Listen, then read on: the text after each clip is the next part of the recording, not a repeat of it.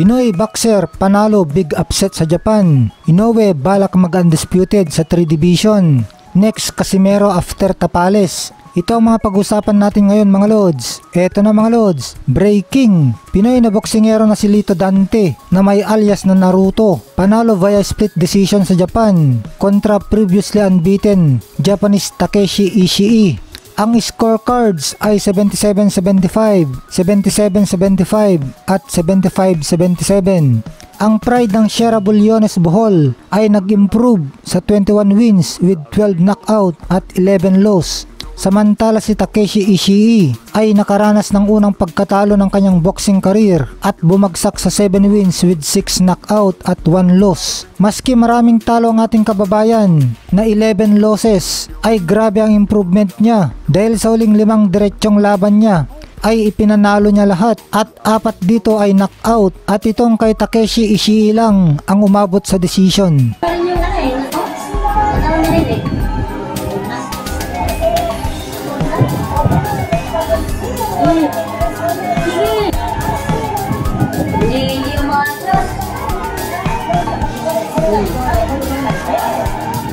Samantala, kortesi ng Fight News Asia, gusto daw magretiro ni former undisputed bantamweight champion at current unified super bantamweight champion The Monster Naoya Inoue sa edad na 35 years old. Sa ngayon ay 30 years old na siya, kaya meron pa siyang 5 taon sa kanyang boxing career.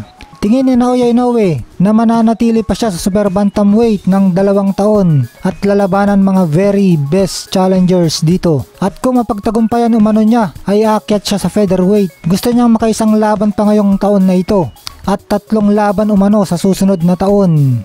Balak din ni Inoue na maging undisputed sa featherweight division.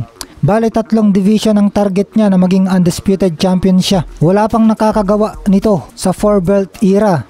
At pagdating ng 35 years old na siya, ay gusto daw niyang lumaban sa 130 pounds super featherweight division. Ito yung kasalukuyang division ngayon ng ating kababayan Mark Magnifico Magsayo. Pero wala na siyang balak mag-unify ng belt dito. Inaasahan na makikipaglaban para sa 4 belt undisputed ngayong December si Naoya Inoue kontra WBA and IBF Super Bantamweight World Champion ating kababayan Marlon Tapales na taga Lanao del Norte, Philippines. At kung matagumpay kontra Tapales, gusto mano ni Inoue na magdepensa kontra sa popular na Pilipino na si Cuadro Alas Janriel Casimero na may record na 33 wins with 22 knockout at 4 losses na taga Ormoc, Leyte. Si Casimero ang gustong isunod ni Inoue pagkatapos niya kay Tapales. Dahil Inoue versus Casimero ay ang banggaan na gusto ng maraming fans na panoorin. Pero bago mangyari ito, kailangan talunin ni Inoue si Tapales.